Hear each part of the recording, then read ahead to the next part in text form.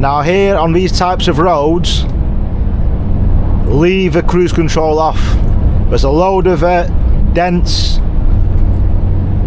divots, I don't know what you call them, my brain's gone blank again. But there's a lot of off camber, the road surface isn't too good, so modulate the throttle with your right foot. Same on a motorbike, roads like this, take it easy, modulate the throttle, take it nice and easy, and you might need to come on and off the accelerator. Después de 400 metros, cruce la rotonda, segunda salida. Now look through the bend, expect the unexpected. There could be anything around the corner, something broken down or traffic as such.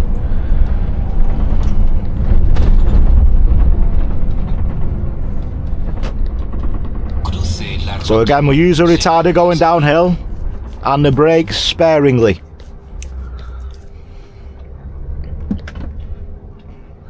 Now we're going to hit a bit of traffic here.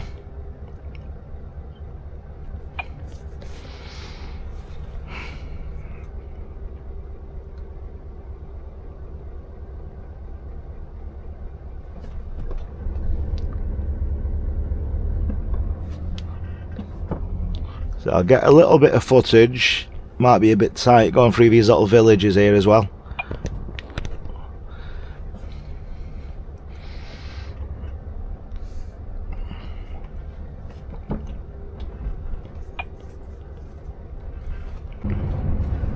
Now a yoke, for any non-Irish, it's just you can use it for anything. It's a truck, a car, a Land Rover. She's a nice yoke, so you use it in that context. So you'll hear some of the guys say, "Oh, it's a nice yoke you get there, fella." Talking about your truck. But no, I've got lots of Irish friends. You know, lovely guys and girls. You know, got a lot of friends from everywhere. In the trucking industry, you meet a load of people, lovely people. Everywhere you go, the majority, some lovely people. And like you said, you'll get a small minority, but them ones you just ignore.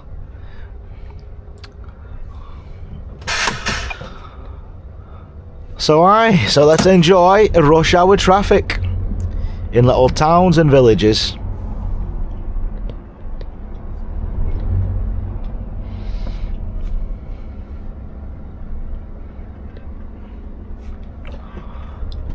So yes, let's enjoy it. Sat in traffic in the world of trucking and the trucking industry.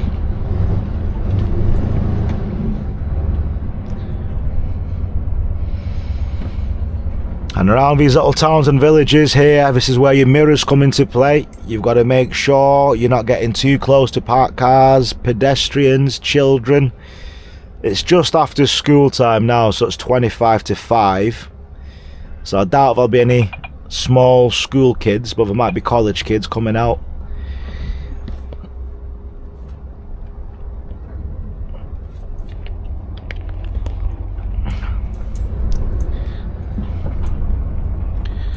So here again, when it tightens up, just take it nice and slow. Hold your road positioning. You know, if the cars have got any common sense, they can see you're a wide truck coming down a hill. They can either slow down or they can force their way through. So let's keep this clear for now in case the lights change. And when it's clear to do so, we'll move forward in case there's any kids or any people waiting to cross. Right, so we've got the space and let's go. So BM, keep moving up a little bit. Some lovely gaffs around here. Out in the Wiltshire countryside in lovely England. The sun's out and it's absolutely gorgeous. Now can you see the hill hold? Let's try that again. On the brakes, let off the brakes. It's holding it on the hill hold. Hill hold will release soon. There we go. So it holds it for you as well when you're going uphill and downhill. Después de 80 Holds it for around 5 seconds for you. Segunda salida, luego En la rotonda, gire a la izquierda. Primera salida. Now around these little tight little areas here, again, just road positioning. You're going to need to straddle these lanes to get in around the bends here, so bearing in mind your trailer, you don't want to be cutting it too close. You've got street furniture, as I call it in the UK. So street furniture would be these bollards, pedestrians, anything. Right, is this one going? Okay, come on, Mr. Range Rover. Come on, let's go, go, go. Right, I'm going to go across now. I'm going to hold and straddle these two lanes. These are the hatch markings for trucks to get your trailers round the bend. So cars, you've got no need to use these. You're only small. With a truck with a long trailer to get around. And in these little quaint little towns and villages, sometimes you may have like thatch roofs that stick out, things that stick out, so that's why you take your lane position. And there you go, someone running across there. That's why I kept that free. Check your mirrors. Has he gone? There he is, he's gone. So always when you're in towns and villages, always be checking your mirrors, blind spots. Let's keep checking.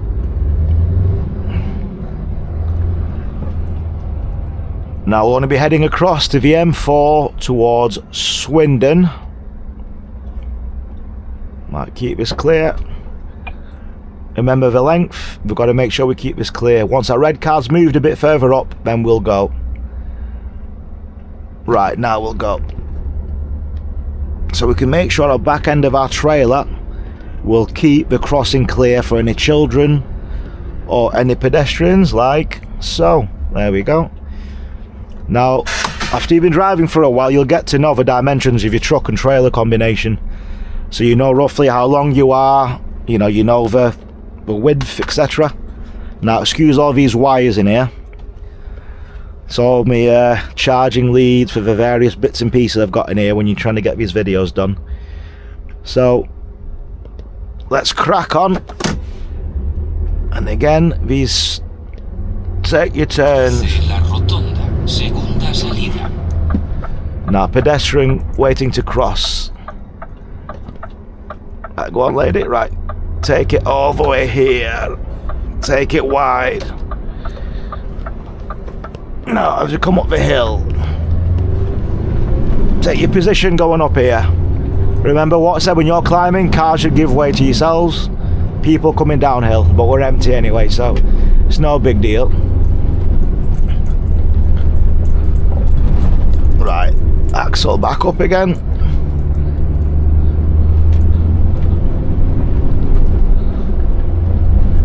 And again, this is a high curb next to you here, so be careful.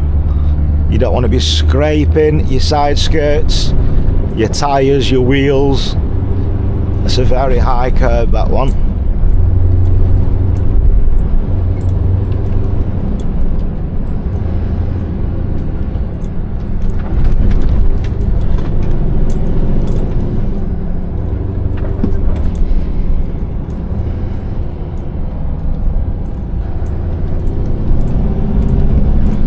Let's hear the V8 sing along these lanes.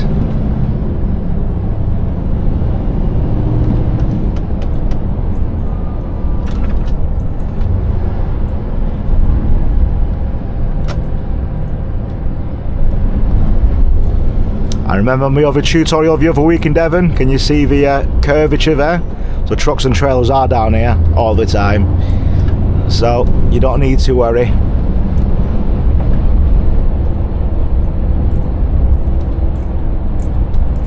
But you've still got all the massive overhangs as well for your mirrors.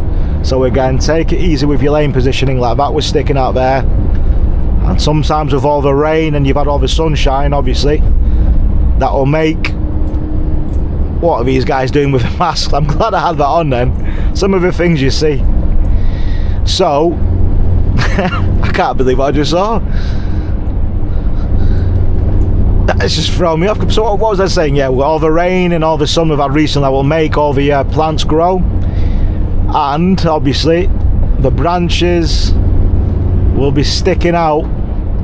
So unless the farmers have been cutting these, or the highways agency, with the big machines pruning these, be very wary of your mirrors.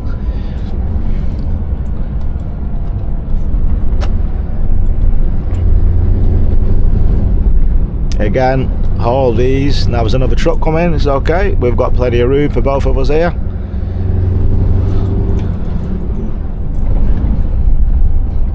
So remember, car drivers, motorcyclists, van drivers, the hatch markings are not for you. You're on your small vehicle, it's for us to be able to get around some tight bends due to the length of our vehicle.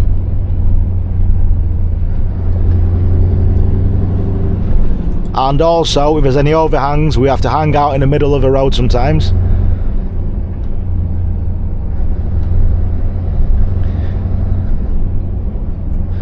And this here in a minute is what we don't see enough in England. See the cross here, this is what we should have more in England.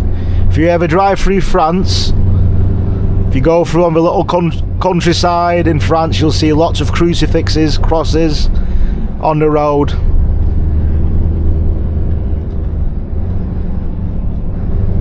So, you know, that's what we should have more in England.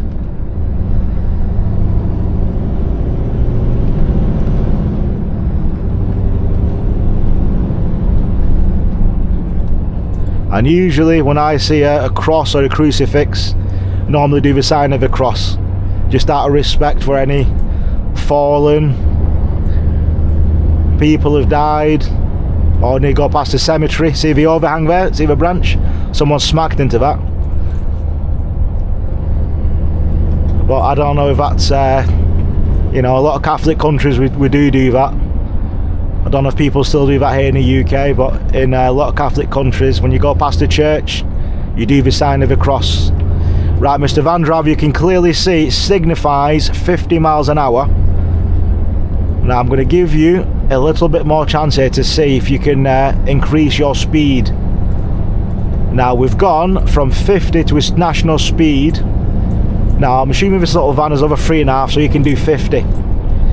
So let's see how long he sits at 45 for. Right, we're increasing slowly. Well, now I'm not going to sit too close in case he needs to turn left.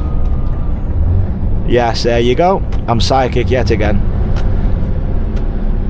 So these are the things you get to anticipate when you've been on the road long enough. So this is why I say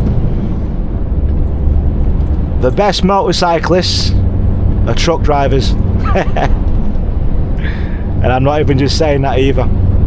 Unless you're a professional motorcycle racer, obviously for obvious reasons, that's your job. But as a truck driver, you get to anticipate a lot of things. You've got like a sixth sense almost. And any truck drivers out there can attest to this. You can usually tell what people are going to try and do before they do it. Now as a truck driver, you know about the road positioning, you know how to try to keep you safe. So as a motorcyclist, the things I learn as a truck driver, I apply as a motorcyclist. Not sitting in blind spots, looking at your intended line of travel and not getting target fixated. Do all your braking, your gears in a straight line, unless you're an advanced rider. In the wet, take it nice and easy. Your throttle inputs, your braking inputs. Ride and drive smooth. No stiff arm. No ridiculous stiff arm in a truck, in a car, van or motorcycle. So all the things I tell you about in my videos, I apply these as a motorcyclist. And it's also a bit of education for drivers to keep you guys safe on the road, and to give you an insight as to the life of a truck driver and a motorcyclist. So I'm not just going on about these for fun, it's there for a reason. As I said, my channel is called This Moto Trucker, as it involves trucks and motorcycles. So next week, when I've gone to Spain for a few days, see my little boy, there'll be some motorcycle content, and you'll see how these things overlap each other.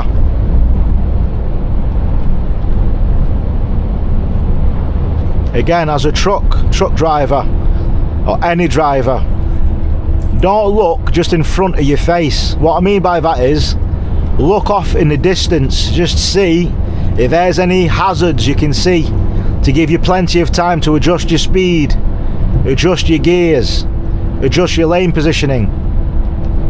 You should be looking far enough ahead to plan, but also, you know, be looking what's in your immediate hazards. Like as a truck driver, I've got my overhangs, I've got big divots in the road, big dents, I've got the that there, I've got off camber on a motorcycle especially.